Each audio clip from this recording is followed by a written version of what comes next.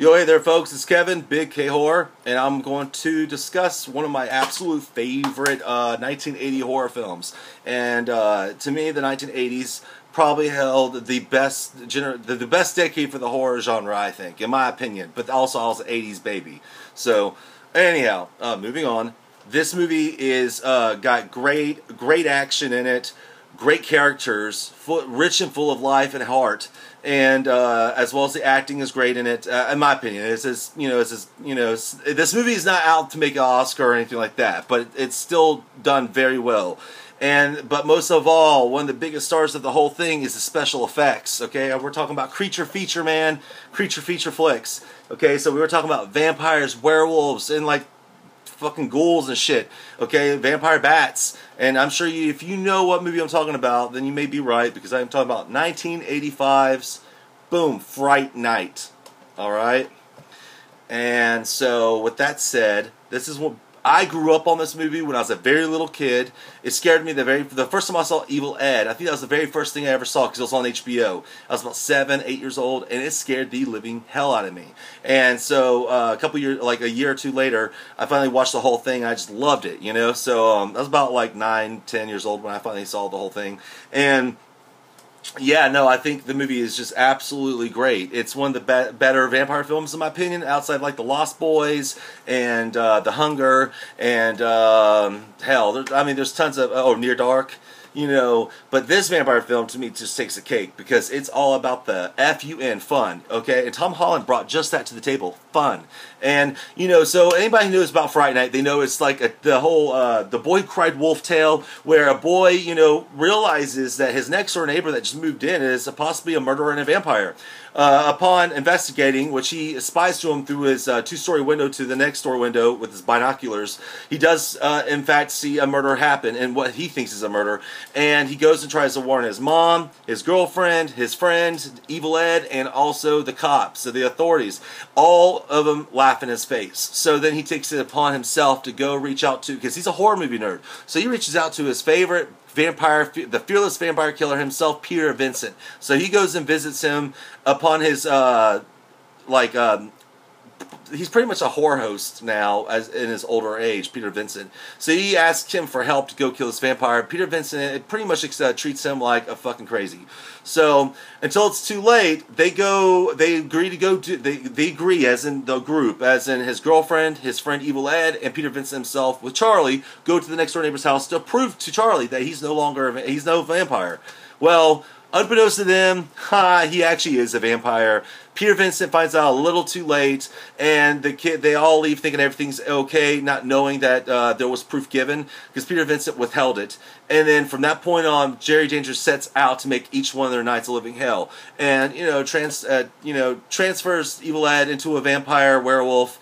You know, and tries to take seduction, with Amy, Charlie's girlfriend. And so it's up to Charlie to, get to him, beat him, kill him, and save his friends. All right, and it's also Peter Vincent's a part of this as well. And so, I mean, the movie's just nonstop. It's just boom, boom, boom. It's just fun, It's a fun teen film because Charlie Bruce is a high schooler, and his girlfriend and his friends and all that.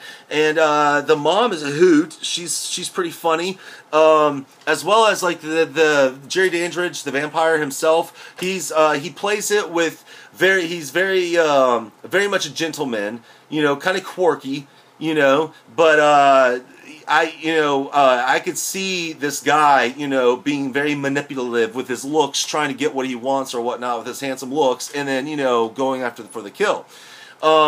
So, with that said, the creature effects, like the vampire effects and all that, were top-notch in my book. They scared me when I was a kid, but now I just love them. And as well as like some of the special effects things to point out, aside from like the vampire, like when Jerry turns into the vampire bat toward the end during the finale, but like when Amy fucking turns, she pretty much she turns her head and her entire like grill, her mouth is like stretched out to here. She's got huge eyes, and man, she was scary when I was a kid. That was one scary, and so. I love that sequence. It's a really awesome sequence when something happens to Evil Ed as he's a werewolf, and you see him transform back into a human, and that's a really well done piece. As well as, yeah, I mean, just the effects are fucking good. I think you get my point on that. You know, the special effects are real practical and great. This is, you know, of course, before CGI. Alright, so, and you know, Fright Night was followed up by a sequel in '88, which I also did a review for. God, like past this last winter, and I love Part 2 as well. So that too is a great creature feature flick, and of course it's been remade. It was remade. It came out in 2011, and my opinions on that one are, you know, it didn't live up to what, you know, this was. It had some cool action-packed sequences, but I hated the Charlie Brewster character and that he was a douche. Same with his girlfriend, and Evil Ed was wasted. I mean, wasted. I'm sorry. You know, like him just coming back being like, with the axe all, I'm bad now. I'm killing people. You know, it was just like, really? That's what they reduced him to? So, it was a letdown, to say the least. And don't even get me started on this trailer for Part 2, The New Blood, or, yeah, The New Blood. That's like a rehashed sequel to the remake. I don't know. Anyhow, but yeah, this is one of my favorite 80s horror films. You know, when people ask me, like, Kevin, what is your favorite, you know, what are your favorite horror films? Well, first off, I'm always going to name the ones, a lot of them from the 80s. Now, don't get me wrong, I think the 70s were fantastic as well. Same the 90s, and even the 2000s, you know, but the 80s, that's where it's at. And this is where it's at right here. And I just, you know, I just think that the movie delivers on everything that it promises to. As far as a horror film goes, it delivers on everything. The special effects, the acting, the characters, everything. You care for the people in this movie, genuinely. So, you know, and of course the horror host Peter Vincent is just badass, you know. So, Roddy McDowall. So I really, really just always loved this movie. It was like a total popcorn flick. Very well done, very moody, very atmospheric, and it has a good soundtrack.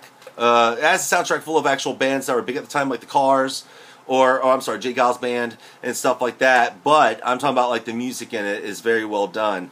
It's very moody, and yeah, man. Like I said, nothing will take that image out of my mind of Amy's face after she transforms into a vampire. Nothing. That shit was fucking crazy, yo. Alright, so that's Fright Night. It's one of my absolute favorite 80s films. And I don't think a remake or, you know, any sequel will really live up to it. But don't get me wrong, 1988's Fright Night Part 2 is really awesome in my book too. It's not as great as the original, but still great. It's still a fun movie, and that also is one of my top favorite sequels. Anyhow, so yeah, if you have never checked out Fright Night as a vampire film, put up your fucking Twilight or True Blood and watch the real fucking thing, alright? That's my opinion on it. Anyhow, peace out.